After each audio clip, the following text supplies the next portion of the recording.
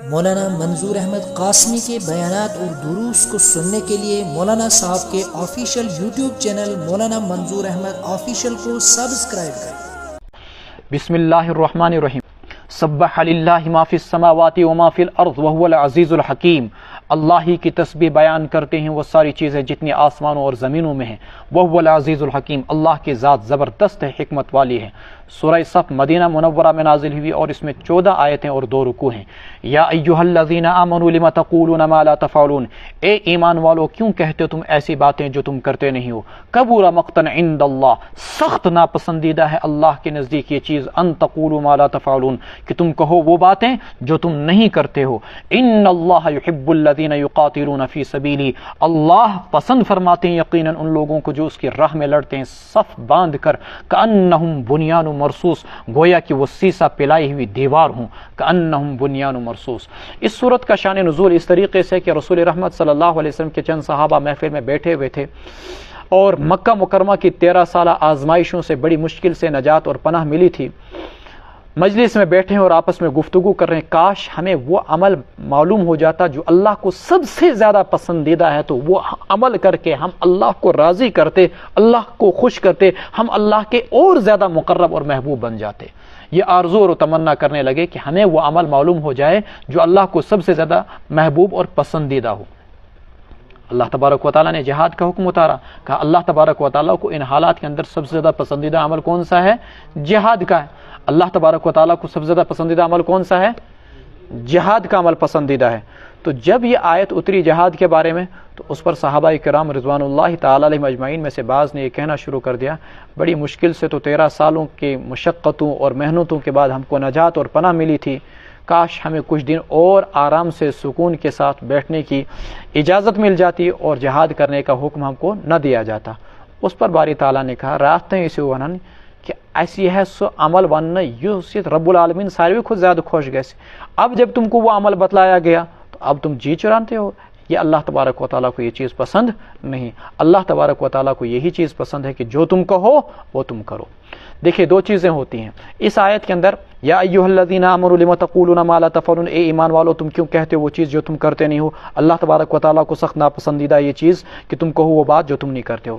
اس کو سمجھنا چاہیے کہ یہاں پر جھوٹے دعووں کی مذمت بیان کی گئی ہے، جھوٹے دعوے نہیں کرنے چاہیے،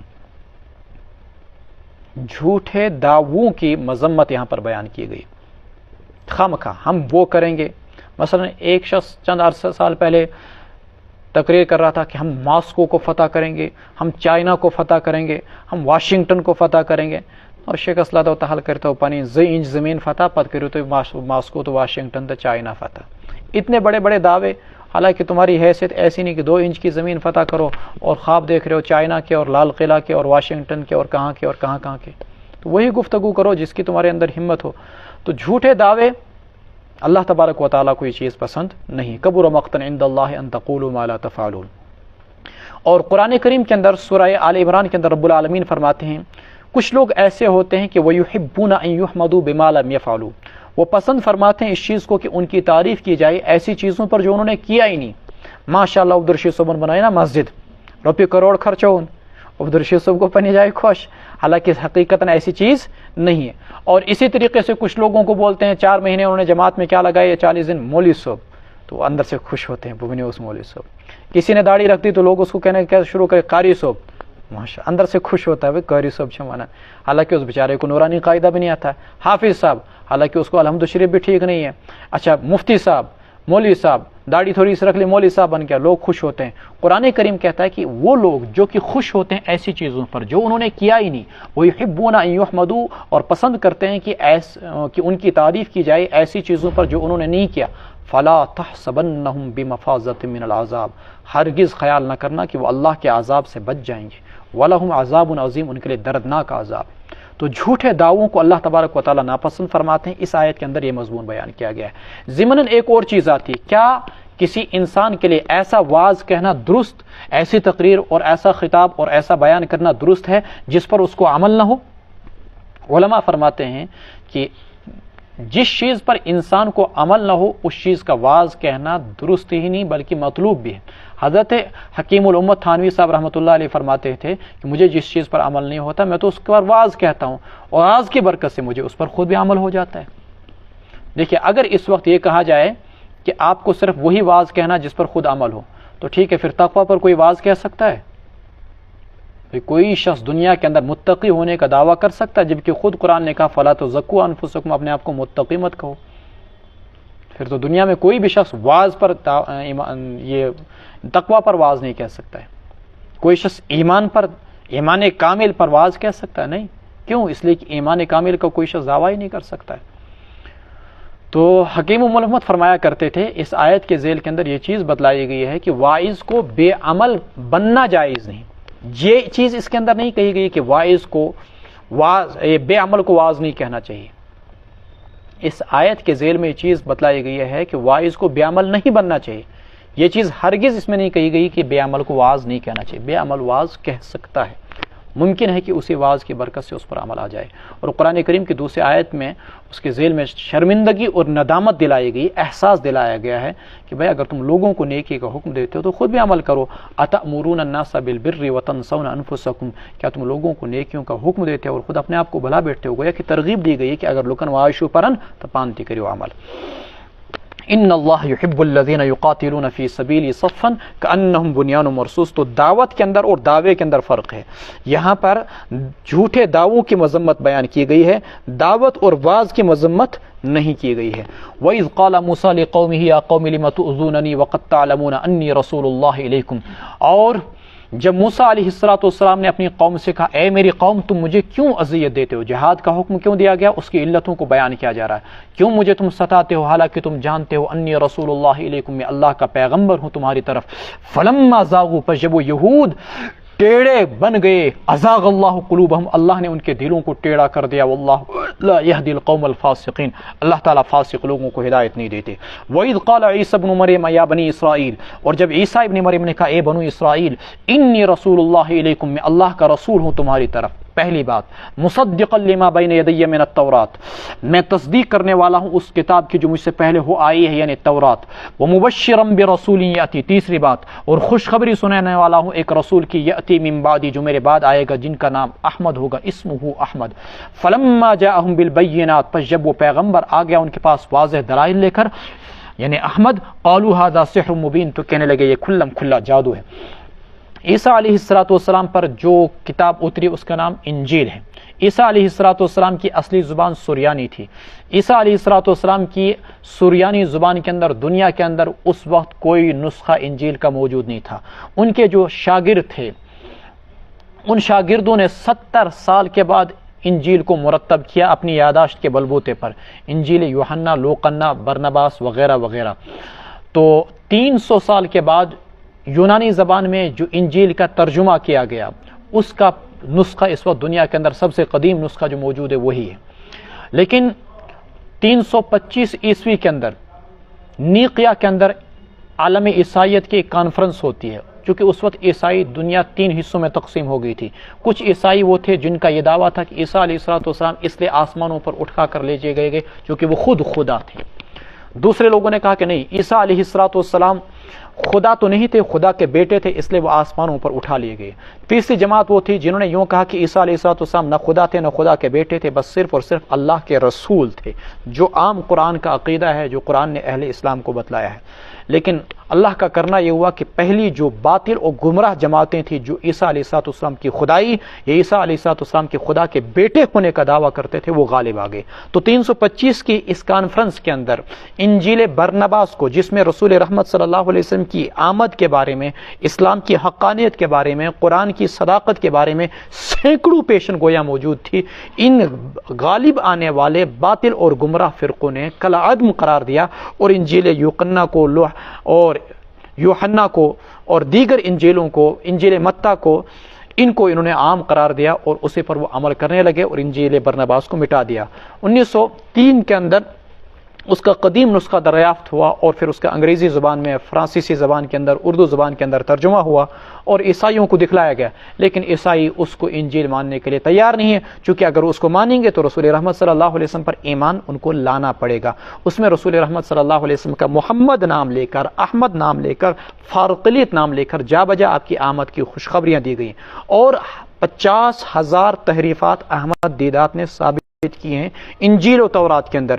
ان 50,000 تحریفات کے باوجود، اتنی تحریفیں کرنے کے باوجود بھی انجیل کے اندر رسول رحمت صلی اللہ علیہ وسلم کے متعلق جا بجا پیشن گویاں موجود ہیں، اور اس میں وہ کہتا ہے کہ میں اب جا رہا ہوں اس لیے کہ کائنات کا سردار آنے والا ہے، اگر میں نہیں جاؤں گا تو وہ نہیں آؤں گا، وہ تم کو تمہارے گناہوں کی سزا دے گا، وہ تم کو سیدھی راہ دکھلائے گا۔ اور وہ کائنات کے سردار سے محمد صلی اللہ علیہ وسلم کے سوا اور کون ہستی مراد ہو سکتی، چونکہ آپ سے عظیم شخصیت تو دنیا میں کوئی آئی نہیں۔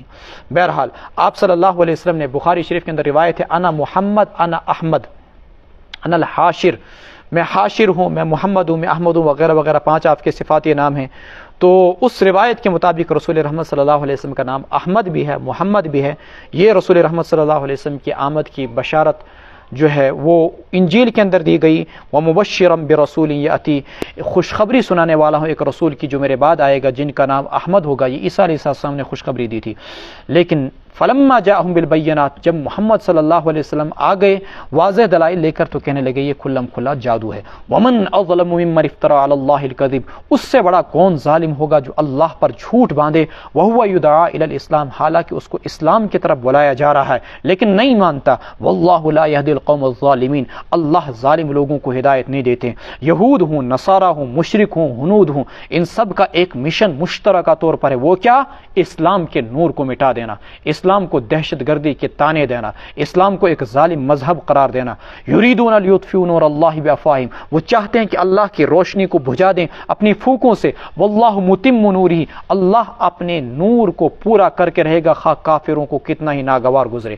اب اتمام نور سے 2 چیزیں مراد ہیں، یا تو اسلام کا غلبہ، وہ حضرت عمر فاروق رضی اللہ تعالیٰ عنہ کے زمانے کے اندر ہوا، اور دنیا کے اندر 1200 سال تک دنیا کی کوئی بھی طاقت اسلام کو ٹکر نہیں دے سکی، 1200 سال تک مسلمان دنیا میں بحیثیت سپر پاور کے رہے۔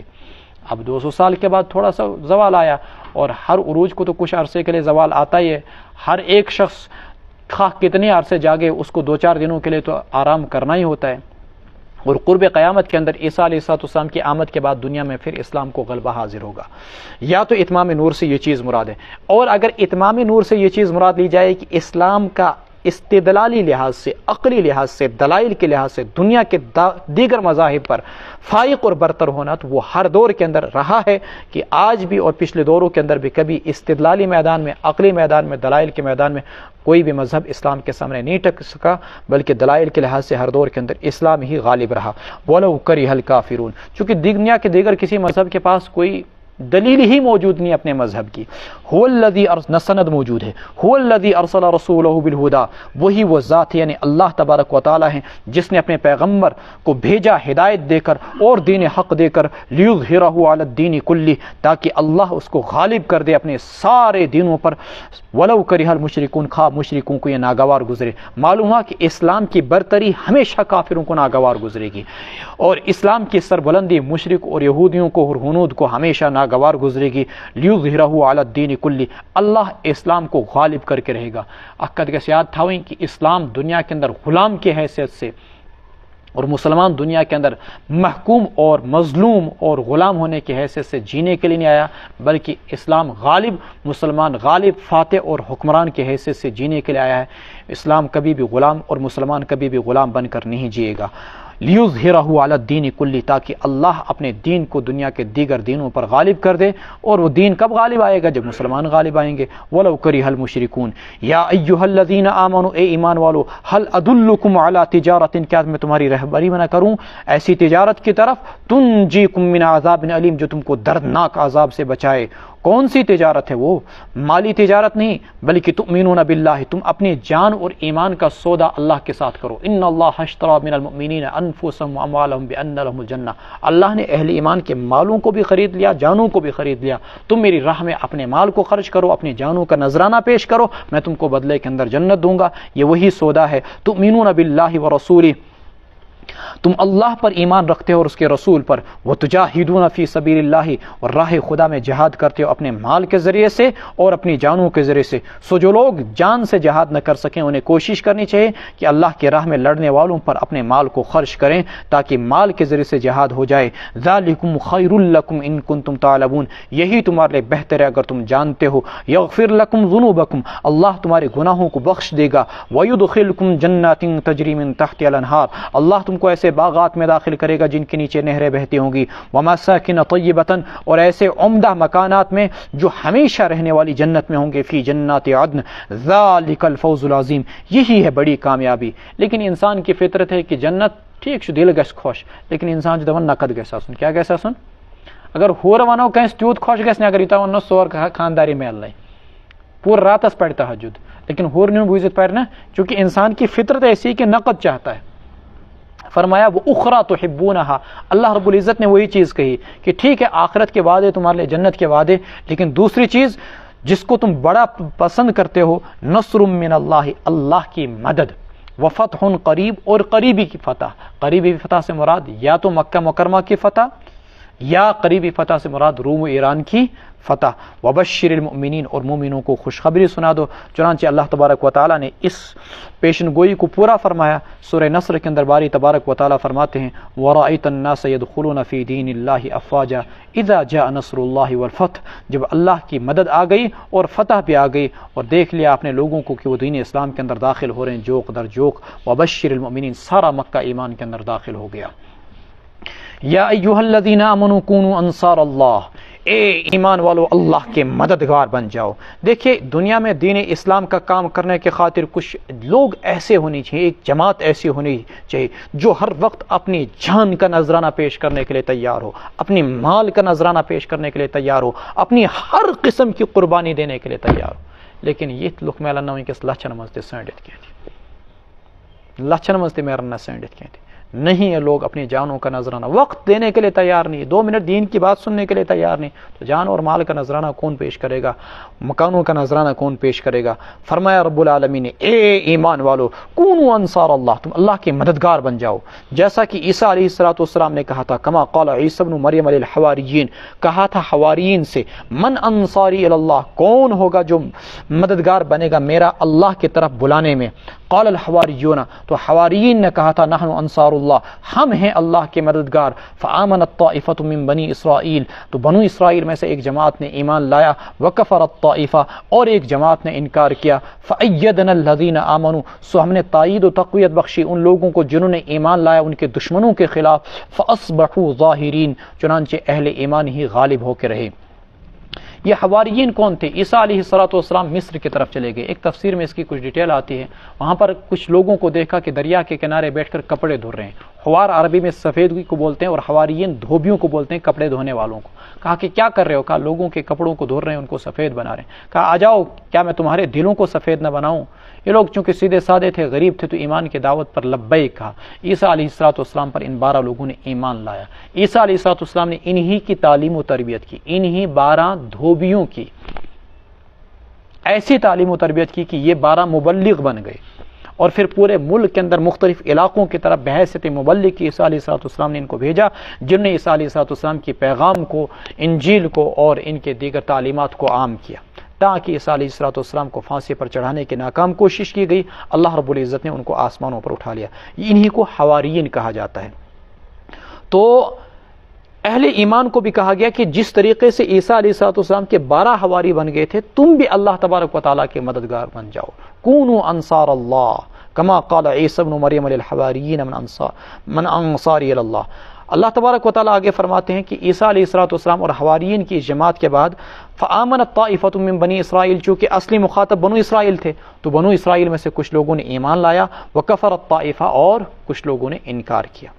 فأیدنا الذین آمنوا، پھر کیا ہوا کہ عیسیٰ علیہ السلام کو ماننے والے دنیا میں 2 طبقے رہ گئے۔ ایک تو وہ جو عیسیٰ علیہ السلام پر ایمان لاتے ہیں، اور دوسرے وہ جو محمد صلی اللہ علیہ وسلم پر ایمان لاتے ہیں۔ ہم عیسیٰ علیہ السلام کو اللہ کا پیغمبر مانتے ہیں، اگرچہ شریعت واجب التعمیل صرف اسلام ہے، لیکن ہم عیسیٰ علیہ السلام کو اللہ کا پیغمبر مانتے ہیں، انجیل کو اللہ کی کتاب مانتے ہیں۔